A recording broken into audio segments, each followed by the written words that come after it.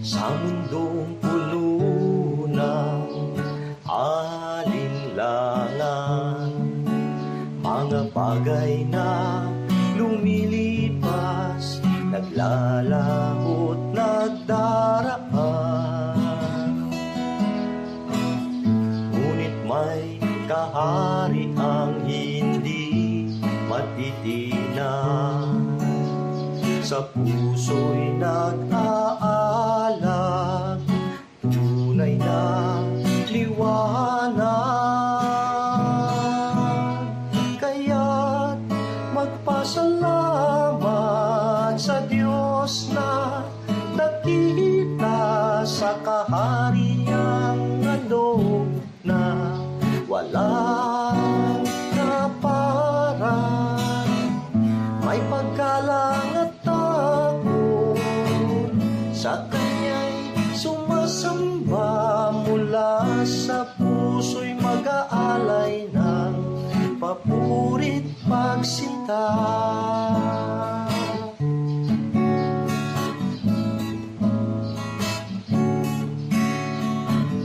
Sa mga pagsubok at mga hamon sa buhay, hindi magpapatinag, ang Diyos ang siyang gabay. Ang Kanyang biyaya'y sapat at tunay, sa gitna ng mga unos, siya ang karamay. Kaya't magpasalamat sa Diyos na dakila sa kaharian handog na walang kaparan. May paggalang at takot, sa Kanya'y sumasamba, mula sa puso'y mag-aalay ng papuri't pagsinta. Ang Diyos ay apoy na naglilinis, sa Kanyang presensya tayo'y magpakumbaba. Kaya't magpasalamat sa Diyos na dakila sa kahariang handog na walang kaparan. May paggalang at takot, sa Kanya'y sumasamba, mula sa puso'y mag-aalay ng papuri't pagsinta. Mula sa puso'y mag-aalay ng papuri't pagsinta.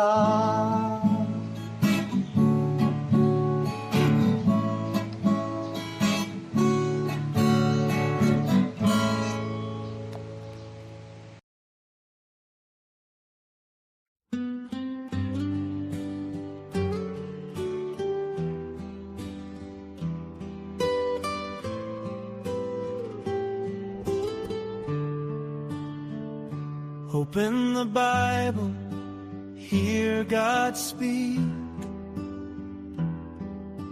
Truth and life for those who seek.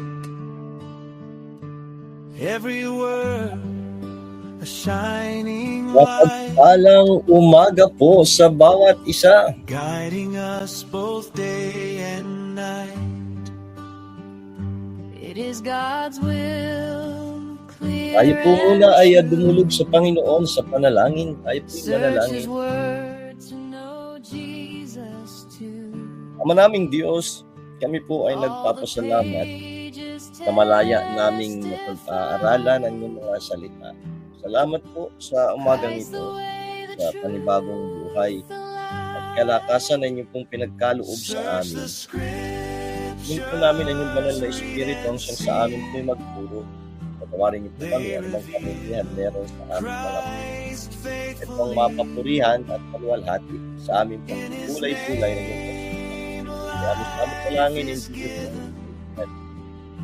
Eternal life, the hope of heaven.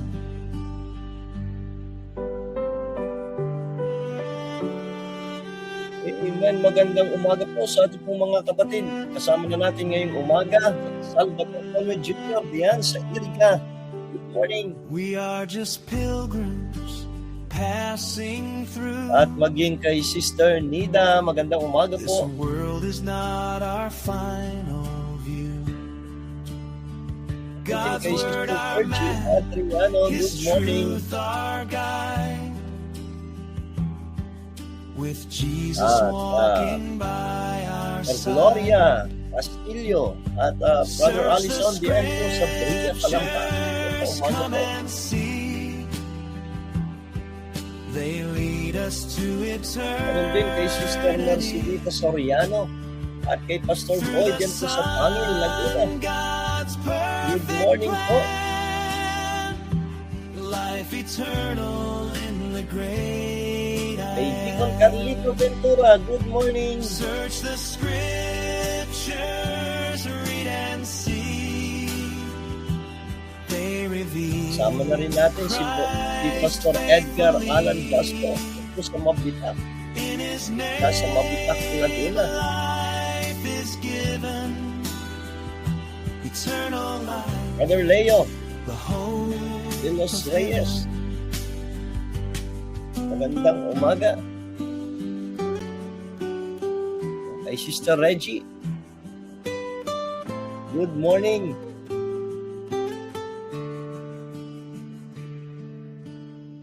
Kasama na rin po natin si Sister Rosemary Remo Gallo, diyan po sa Binyan. At sa mga kasama niya diyan na nanunood, nakikinig, kaya Kuya George, good morning po.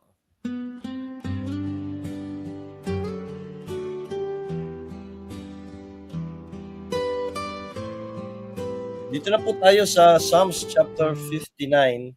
Ituloy po natin yung ating pag-aaral dito sa Psalms chapter 59. Kahapon, kung maalala niyo po, nakita natin yung pong pinahayag ni David na ang kanyang stronghold na ay ang Panginoon. Opo, ang kanyang walang iba kundi ang kanyang Diyos. At ito po'y tunay at dapat lamang sa mga anak ng Diyos. Kaya kung pwede po nating tingnan itong unang bahagi ng ating nakita kahapon na yung danger na kinakaharap ni David. David's danger dahil nga po doon sa mga kaaway o umaaway sa kanya. Ano po yung unang makikita natin? Doon sa kung bababalikan natin, naandun yung kanyang panawagan, yung kanyang plea. Doon sa verse 1 and verse 2, ang sabi ni David, "Deliver me from mine enemies, O my God, defend me from them that rise up against me." Naandun yung kanya pong panawagan sa Panginoon na siya iligtas dito sa danger na ito, dito sa panganib na meron siya, itong mga kaaway. At sabi sa verse 2, "Deliver me from the workers of iniquity and save me from bloody men." Opo, mga ang turing ni David dito sa mga umaaway sa kanya ay mga ano daw po, bloody men, workers of iniquity. At sabi niya, ito yung kanyang panawagan sa Diyos. Sabi niya, iligtas niyo po ako dito. At hindi lang po yun, yung kanyang panawagan na yun. Na makikita natin na medyo naandun yung panic na meron si David. Doon sa verse 3, ang sabi niya, "For lo, they lie in wait for my soul. The mighty are gathered against me, not for my transgression, nor for my sin, O Lord." Ano po sabi? Kanila daw pong lie wait, ang sabi dito, lie in wait for my soul. Talagang binabantayan, inaabangan itong si David. At naandun yung ito yung concern ni David yung mga talagang hangad nitong mga bloody men, hangad ng enemy na siya talaga saktan, na siya talaga maaring ang hangad ay siya mapatay, itong si David. Verse 4, sabi niya, "They run and prepare themselves without my fault, awake to help me, and behold."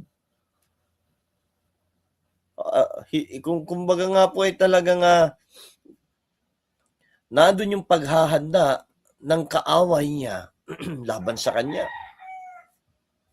Thou therefore, sabi niya sa verse 5, "Thou therefore, O Lord, God of hosts, the God of Israel, awake to visit all the heathen, be not merciful to any wicked transgression." Sela. Kaya ito na yung para mga sinasabi ni David dito na, Panginoon, ay ganito ang nais nitong mga umaaway, nitong kaaway ng kalaban nung naghahangad sa aking buhay. Sabi niya sa verse 5, "Thou therefore, O Lord, God of hosts and God of Israel, awake to visit all the heathen."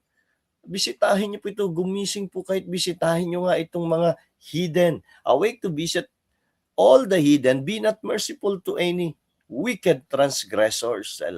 Huwag na kayong mahabag sa kanila. Para ba talagang yung pong kanyang yung dahil siguro talagang naandun yung panic ni David sa gustong gawin sa kanya. Ganun na lamang yung panalangin niya sa Panginoon. Bisitahin niyo po sila, wag na kayong mahabag. Para bang ang gusto ni David, kung ipagtatanggol siya ng Diyos at gagawa ang Diyos ng hakbang laban dito sa mga umaaway kay David, ay wala na yung awa ng Diyos, wala na yung habag ng Diyos. Kumbaga nga ay nais na ni David na masaktan na sila. Bakit ganun? Naging ganun. Kaya kung mapansin natin, para mga ang tawag nga dito ng marami ito yung tinatawag na imprecatory prayer. Bakit humantong sa ganitong panalangin si David? Naando na yung panic. Di ba? Nagpapanik na siya sa kanyang sarili na talagang naandun yung pangamba. Naandito tayo, meron tayong pananampalataya. Ano po, kahit sa ating pong panahon, totoo na tayo nananampalataya, totoo tayo nagtitiwala. Pero minsan sa mga mabibigat na sitwasyon sa buhay, minsan nakakaranas pa rin tayo ng panic. Nagpapanik tayo eh. Di ba? Tingnan niyo po, mga mananampalataya sa ngayong panahon, patuloy ang pagtaas ng langis, patuloy ang pagtaas ng gas, ng krudo, marami ang nagpapanik. Marami ang natatakot. Para bang inaabangan na lang parang linggo-linggo, inaabangan yung pagtaas ng gasolina. Hindi inaabangan ay yung gagawin ng Diyos. Lagi tayong naaapektuhan tayo doon sa kaganapan. Totoo naman talaga may epekto sa atin. Naapektuhan tayo sa nangyayari dito sa daigdig, kaganapan. Hindi natin naalala at hindi natin inaabangan ano kaya yung gagawin ng Panginoon. Dahil tayo ay anak ng Diyos. Nakaabang tayo eh. Tataas na naman, kailan kaya bababa? Minsan maging mga mananampalataya, ganun na lang din yung pagkomento sa mga namiminuno sa pamahalaan. Alam niyo po, hindi naman natin kontrol yung ang kanilang mga puso. Hindi natin kontrol yung lahat ng bagay. Ano po ang kontrol natin? Yung sarili natin. Di ang abangan natin, ano kaya ang gagawin ng Panginoon? Di ba? Lagi nating sinasabi at memorize natin. And yung Romans chapter 8, "For we know that all things work together for good to them that love God, to them who are called according to His purpose." Nasasabi natin ito na lahat ng bagay na yan, nagkakalakip-lakip, may layunin ang Diyos. Pero minsan hindi natin inaabangan ano yung gagawin ng Panginoon. Ang inaabangan natin, ano na kaya yung susunod na mangyayari? Kailan kaya bababa ang bilihin? Kailan kaya di ba? Nananaig sa atin yung takot, kaya nagkakaroon tayo ng panic sa ating sarili. Nagpapanik tayo. Kaya alam po, ito yung nangyari kay David, natatakot na siya, nagpapanik na siya, at ultimong sa panalangin niya, ang panalangin na niya ay wag nang mahabag ang Diyos dito sa mga umaaway sa kanya, sa mga tumutugis sa kanya. Verse 6, Ang sabi niya, they return at evening, they make a noise like a dog and go round about the city. Pansinin niyo po ha, bumabalik yung mga kaaway, yung mga kalaban kapag kagabi at para bang mga aso na sa gabi na maiingay, nag-iikot, naglilibot sila. Di ba? Sabi diyan, they return at evening, they make a noise. Nagkakahulan sila. Kumbaga kung siguro dito hindi ibang dog, yung ibang noise ng dog yung sinasabi dito ni David, hindi lang kahul kundi yung howling, parang mga wolf. Diba? Naghahowl yung mga yung ingay na ito. At sabi diyan, and go round about the city. Nagtatahulan sila, nag-iingay ito na parang mga aso at umiikot doon sa bayan. Pero sino ang punterya? Si David, para sa kanya. Ito yung ginagawa sa paghahanap sa kanya. Kaya nakita ni David, ito yung ito po yung panganib na meron siya. Kaya gano'n na lamang po yung kanyang daing, yung panalangin, yung pakiusap, pamanhik sa Diyos, at naandun din yung kanyang pagpapanik. Bakit po? Hindi siya nilulubayan. Maaring kapag kaaraw, naandun yung pagtugis sa kanya. Pagdating sa gabi, hindi pa rin humihinto. Diba? Kaya dito po pinakikita sa atin paano tinitingnan ni David yung panganib, yung danger nung kanyang sitwasyon. Opo, yung danger of his situation. Sabi niya verse 7, Behold, they belch out with their mouth, swords are in their lips. For who say they that hear? Ano sabi diyan? They belch out. Nanunungayaw, nagmumumura. Pinagmumura siya nitong mga kaaway. They'll belch out with their mouth, swords are in their lips. Masasakit na pananalita yung sinasabi patungkol kay David.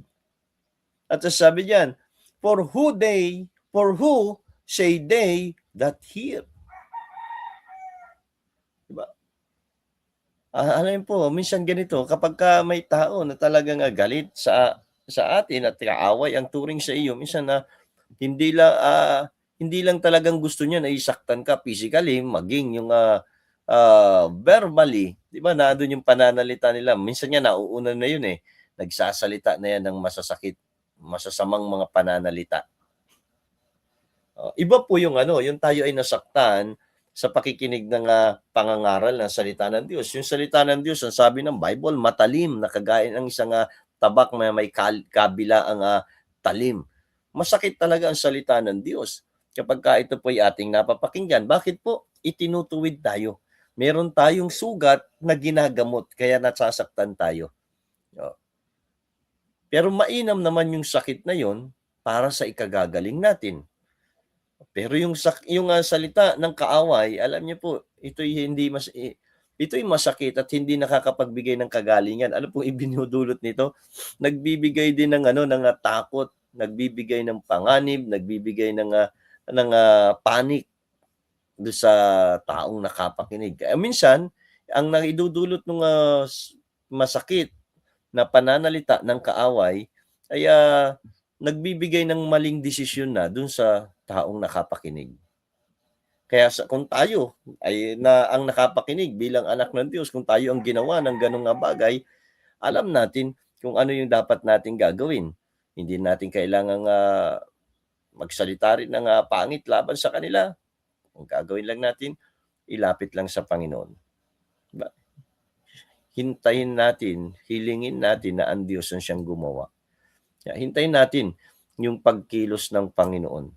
Yung saway sa kanila ng Panginoon. Verse 8, But thou, O Lord, shalt laugh at them, thou shalt have all the hidden in derision. Because of his strength will I wait upon thee, for God is my defense.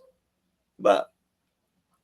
Dito na andun yung nakikita ni David yung danger doon sa kanyang sitwasyon. Pero ito po maganda kay David. Sabi niya sa verse 8, "But thou, ikaw, O Panginoon ko, O Lord, shalt laugh at them, thou shalt have all the hidden." Di ba? In derision. Alam po, siya po ang ang Panginoon. Ang Panginoong Diyos, sabi ni David, tatawanan lamang niya itong mga kaaway, itong mga hidden at tutuyain ng Diyos. Para bang kakantyawan pa ng Diyos. Hanggang ganyan lang ba yung kaya nyo? At totoo naman, wala anong magagawa ng tao laban sa Diyos. Because of His strength will I wait upon thee, for God is my defense. Dahil sa iyong kakalakasan, ano sabi ni David? I will wait upon thee. Ito po minsan ang mahirap gawin. Kapag naandun na tayo at inilapit natin sa Panginoon, pinanalangin natin sa Panginoon. Di ba sa mga sitwasyon sa ating pong buhay, meron tayong kahilingan, dinadaing, hinihingi sa Panginoon. Inilapit natin sa Panginoon, pero minsan ang mahirap ay yung hintayin natin yung pagkilos ng Diyos, yung tugon ng Panginoon. Kaya minsan iniisip natin na kapag hindi pa gumagawa ang Panginoon, iniisip natin baka ganito ang nais ng Panginoon. Tayo na ang nagdidesisyon, tayo na ang humahakbang, tayo. Para bang gusto natin tulungan natin ang Diyos doon sa nais natin. Alam niyo po, iba yung paraan ng Diyos, iba yung kaparaanan natin. Minsan, yung akala natin na magandang bagay na dapat nating gawin, na nararapat nating gawin, ay, at ating hahakbangan, ay yun na yung tama.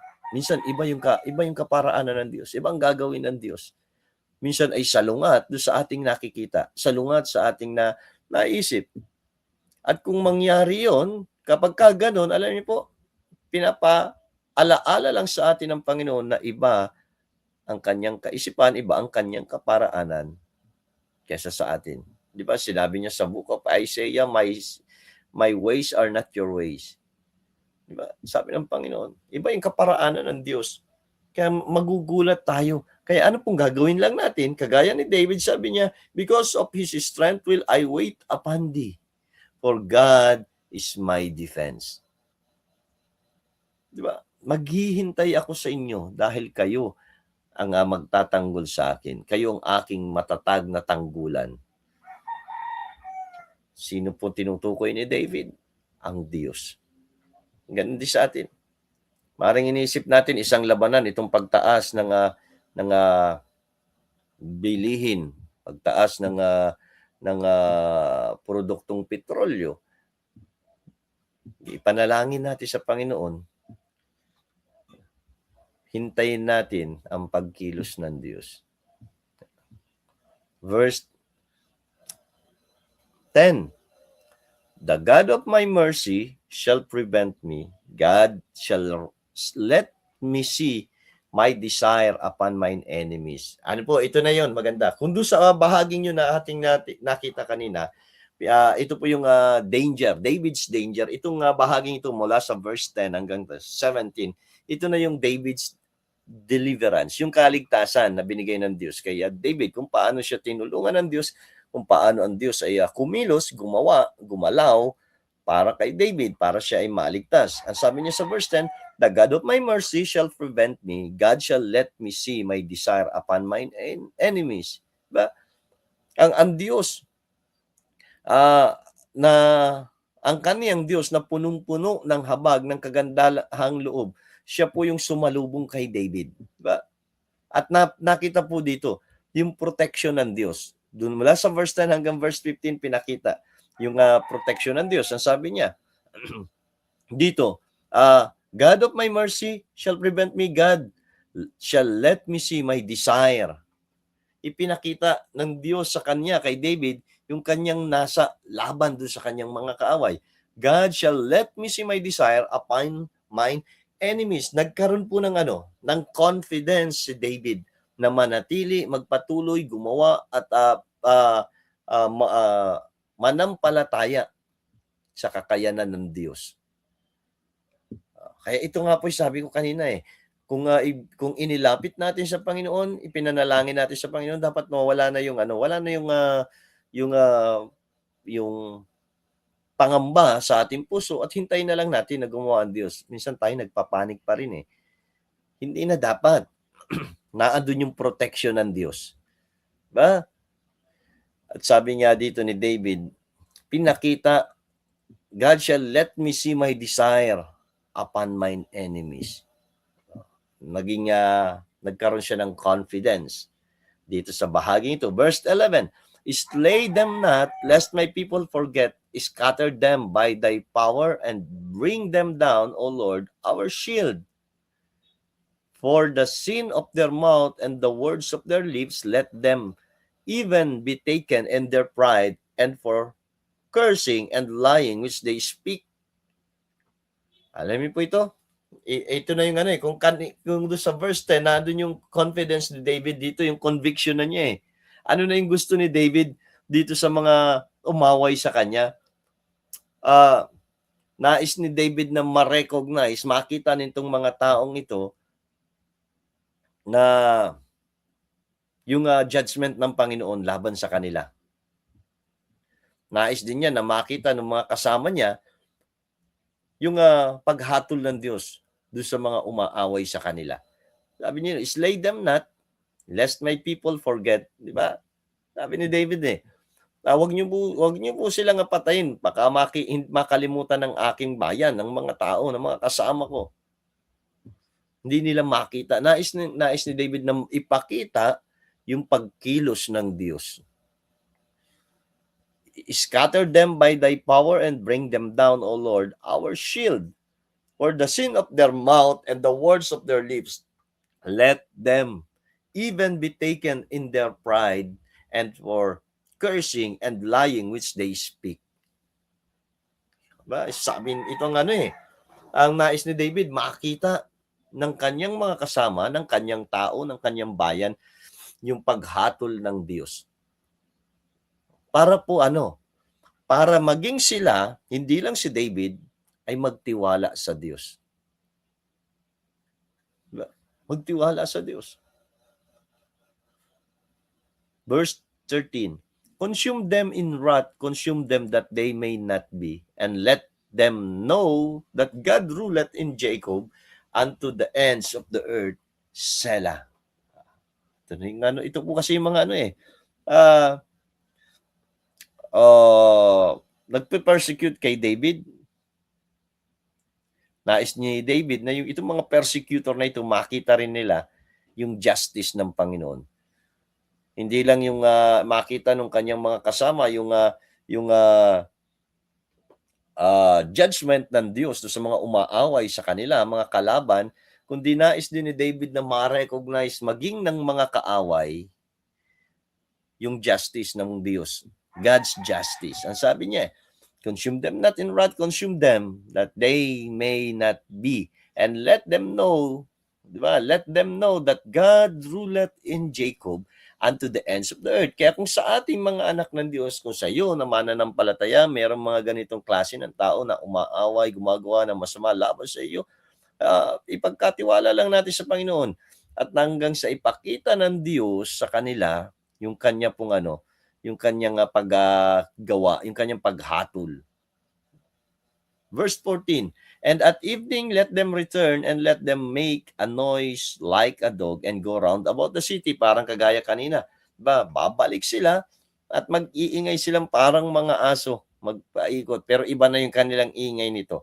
Kung yung una, para nagkakaingay sila para saktan si David, hinahanap si David dito. Iba na yung pagkaingay. Bakit? Nakita na nila kung paano ipinagtanggol ng Diyos si David. Ganon din sa atin, sa mga anak ng Diyos sa ngayong kapanahunan, makikita kung may gumagawa sa iyo ng hindi maganda, inaaway ka, ginawan ka ng masama, pinagsalitan ka, hindi mo na kailangan gumanti pa.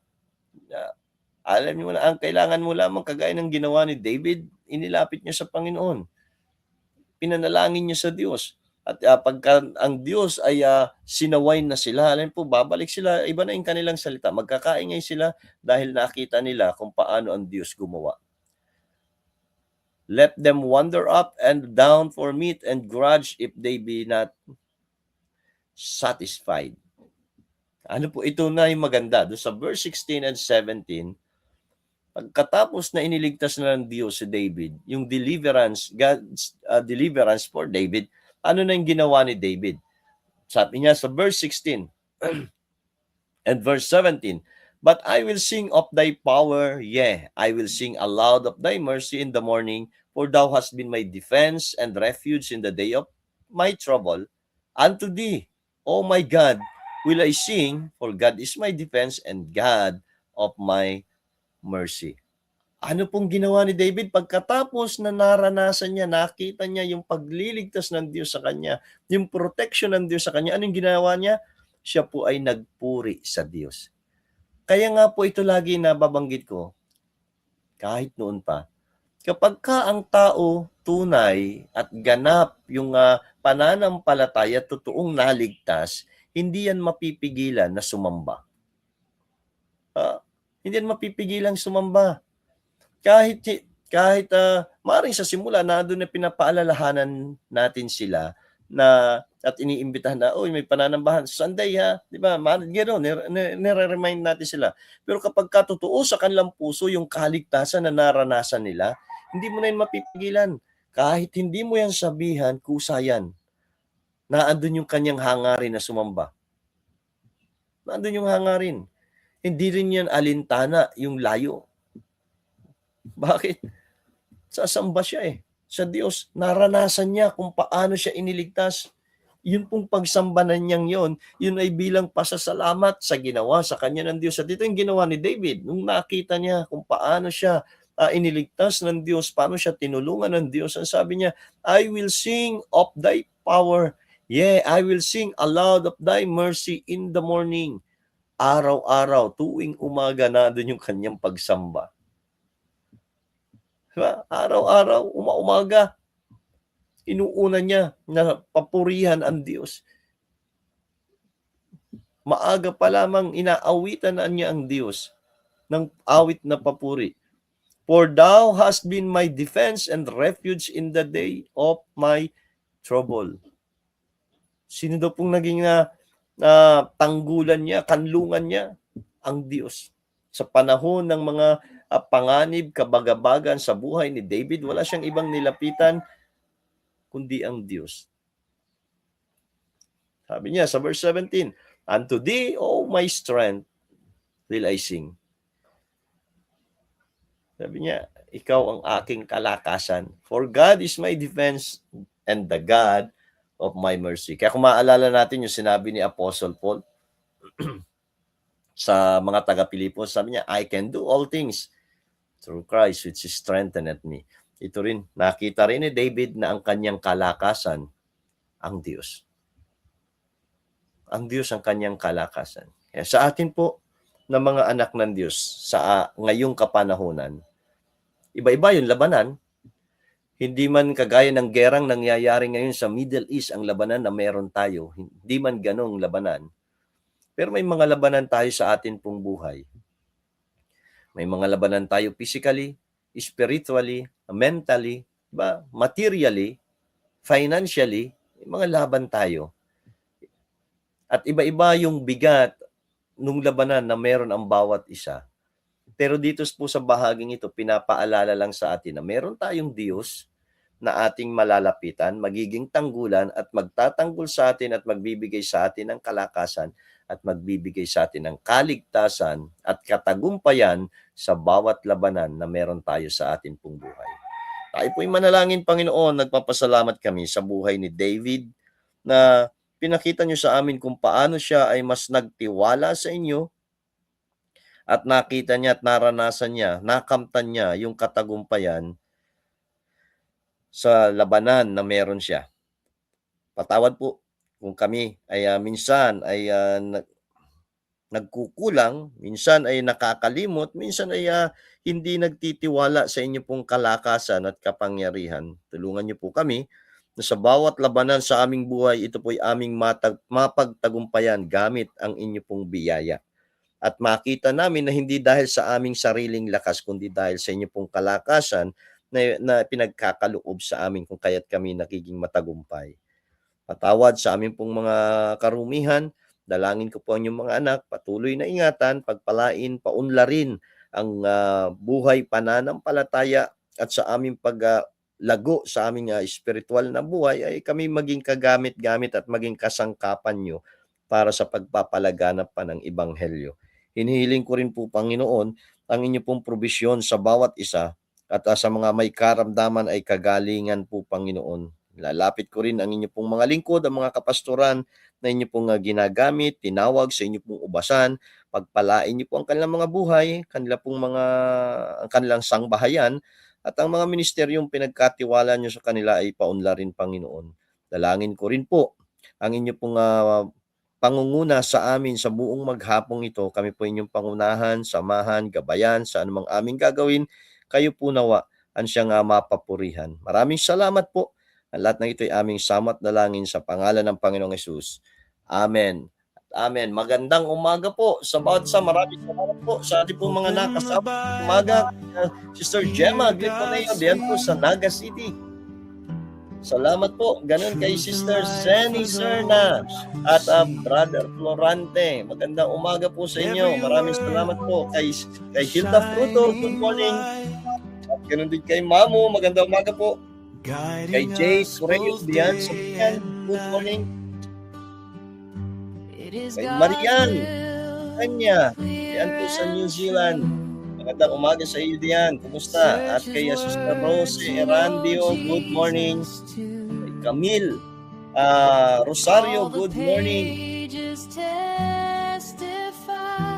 Ganun din Linda Pauline, magandang umaga po.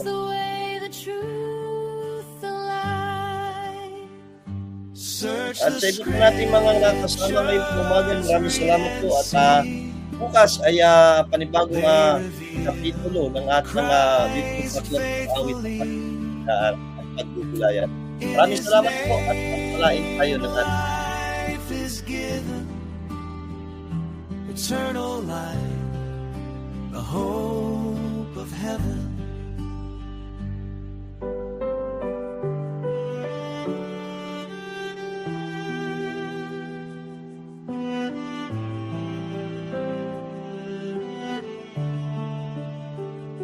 We are just pilgrims passing through. This world is not our final view. God's word our map, His truth our guide. With Jesus walking by our side. Search the scriptures, come and see. They lead us to eternity.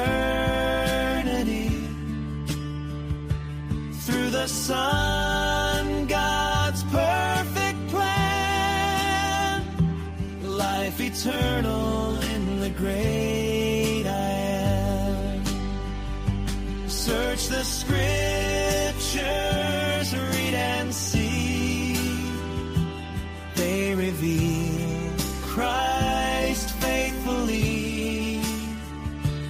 In His name life is given, eternal life, the hope of heaven.